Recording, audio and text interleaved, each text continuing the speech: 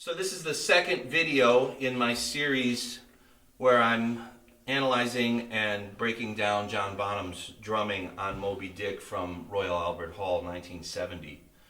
I'd like to get started by recapping a little bit, and the first thing I want to address is somebody had pointed out that I wasn't playing the cowbell pattern the way Bonham plays it on Royal Albert Hall, and they're correct. And I think my brain just wasn't focused on that part because I was trying to keep all this stuff that's related to the solo in mind, and I just kind of overlooked that. But I am aware of that, and it's kind of odd that I didn't bring it up. If you listen to some of the bootlegs from that era, you can hear him play a rhythm. It's kind of similar to what he played on Good Times, Bad Times, where it's not just straight eighth notes, but he's playing kind of like a skip or a ride pattern, like. And it's not consistent. He switches it up within the beat, within the bar structure. So it's kind of like this.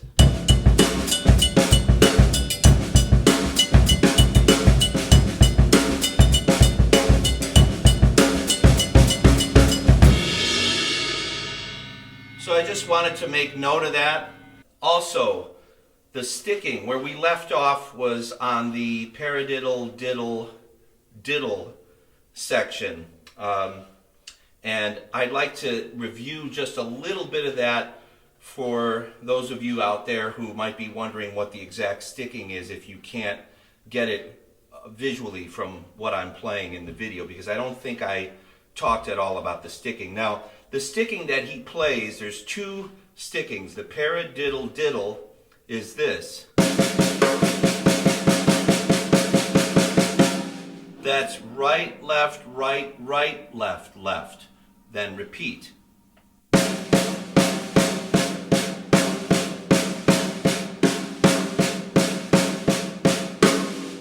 Okay?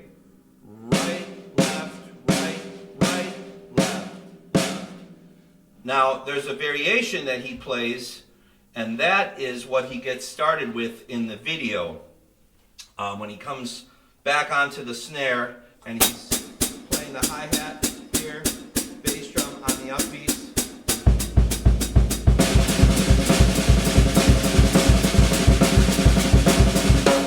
Okay, so he's kind of moving between the extended paradiddle diddle and the paradiddle diddle. So it's a variation, and that variation is this. It's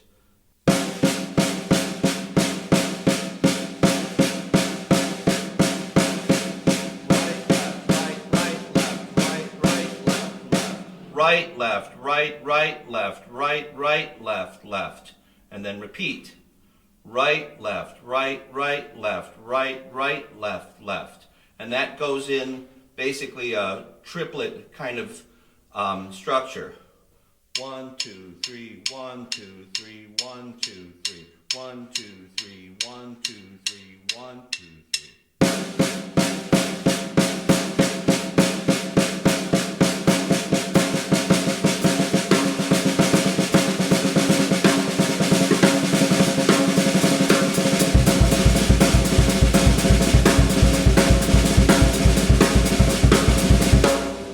Paradiddle diddle, again, right, left, right, right, left, left, is this.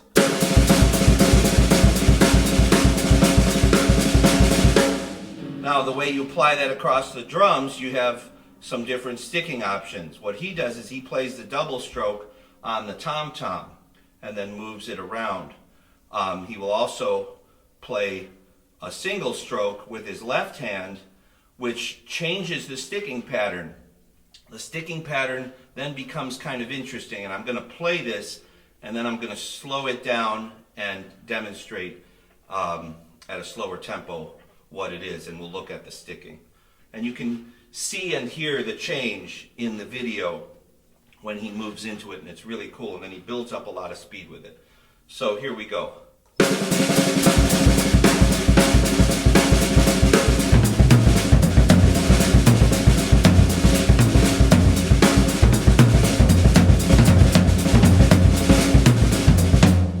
that was it right there. I just did it.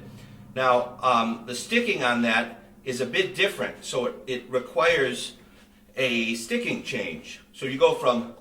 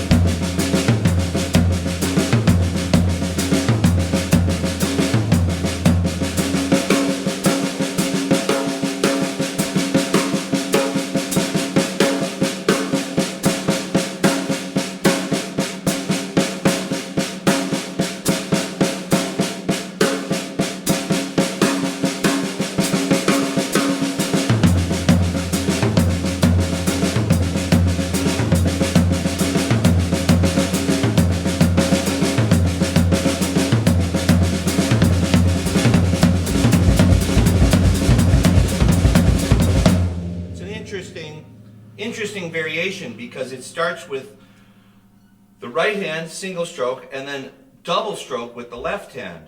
So it's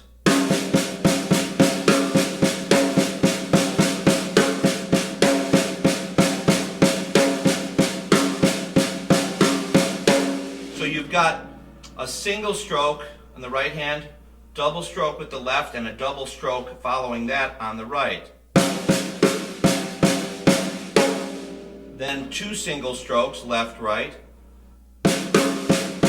and then it repeats. There's and then a left hand double stroke, and then the cycle repeats again like this.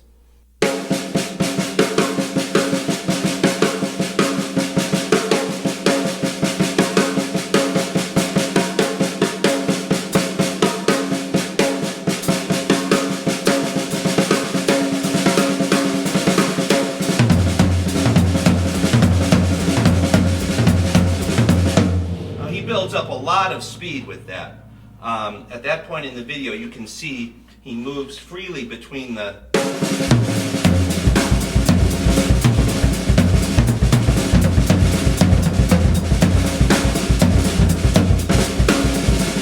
right, all of that, and then he moves into this pattern by moving up to the mounted tom with a single stroke on the left hand, and that kind of like it shifts the phrasing.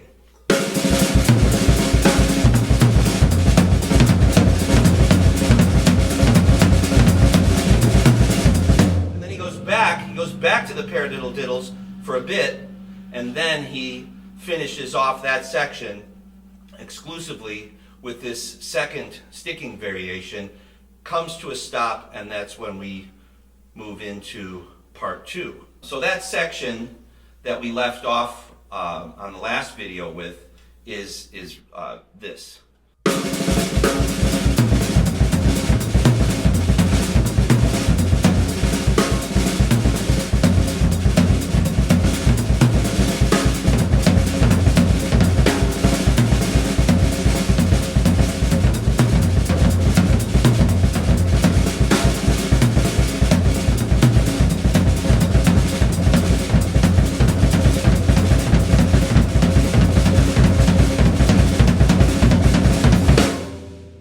Okay, now from that point he stops and he goes into this really interesting section where he's got his right hand playing some singles, just kind of consistently tapping out singles on the snare, and he plays these rather broken, out of time figures on the tom and between the tom and the bass drum and floor tom. So you've got this.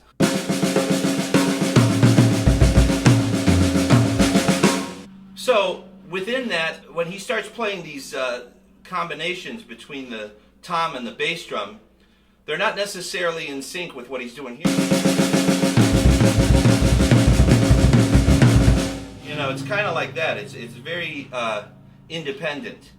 And then he slows down his right hand. He goes from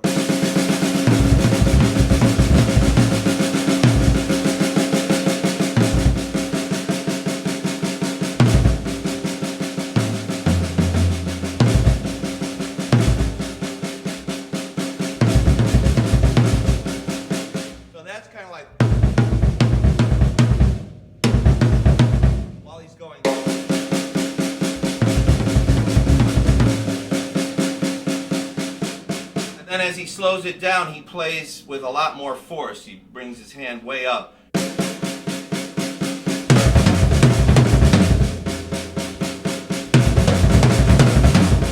And then as the camera moves behind him, he's up on the tom.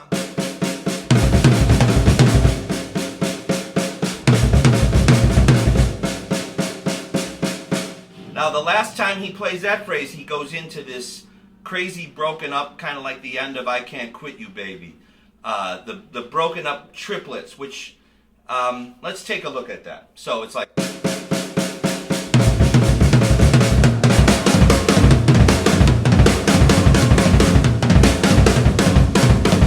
You know, that kind of thing. A lot of that is really off of this. There's a video that was just done by Derek Smith, great drummer who has a channel called Kick It Like Bonham. And he did a video on this exact figure, and he does a really good job of breaking down Bonham's use of this figure, because Bonham would play this figure often. Right? You hear that on Black Dog. You hear it all over the place. And anyway, I would recommend checking out that video, because there's a lot of great information in there about this lick. Now, one thing about this lick is you can play it with a single bass drum stroke or two, like this. And often Bonzo mixes those up. Again, it's a very organic, in the moment feel kind of thing. It's not strict patterns. And this section really exemplifies that, because he goes from this into some...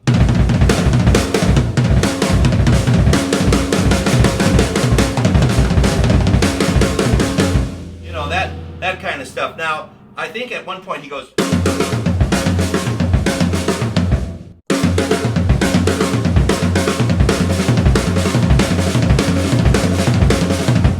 That kind of thing.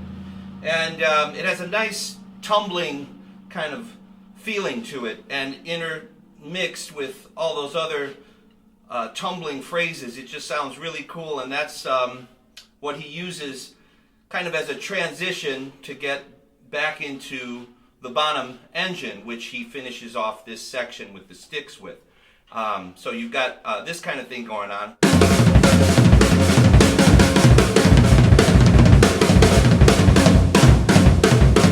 I think he plays a figure like this. It's like... and then he's off into this final section with the sticks before he puts them down. So that transition there, once he starts playing this, when he goes... let's see, it's like...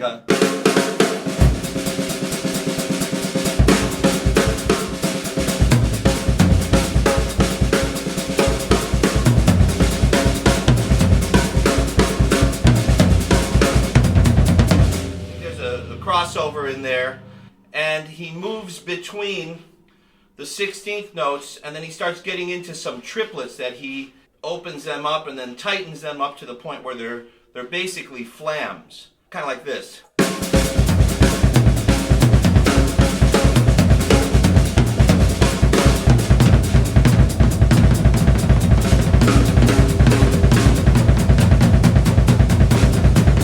And then from there he starts playing this thing again. So you've got like...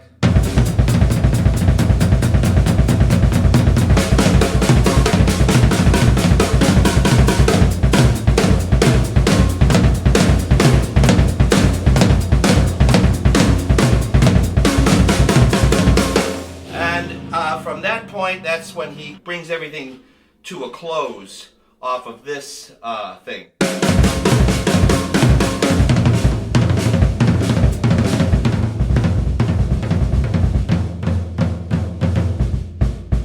So that's basically the end of that section. We can look at a couple of the things once again there when he's transitioning from the 16th notes that he's playing while he's got this going. Transitions from 16th notes to triplets, and then he kind of goes into these flams. They sort of compress and then expand again. So it's kind of like this thing.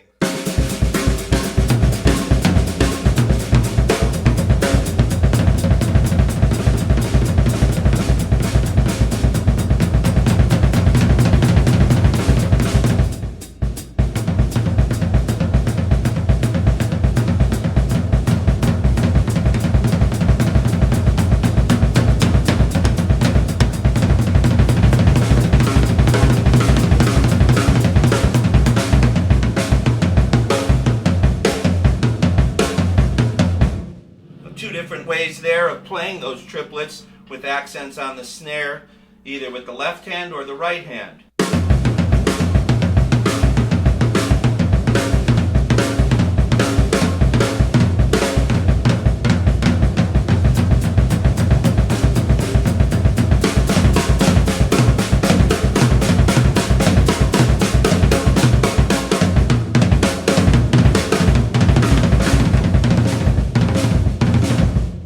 Just simply, it's kind of like this thing. Well, it's actually not simply. That's a little bit of a tricky pattern. It's similar to this thing. It's kind of like.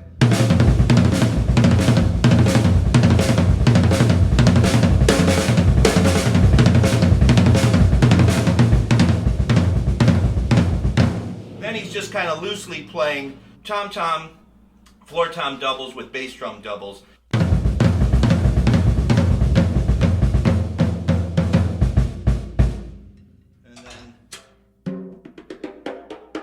And we'll get to that part next time.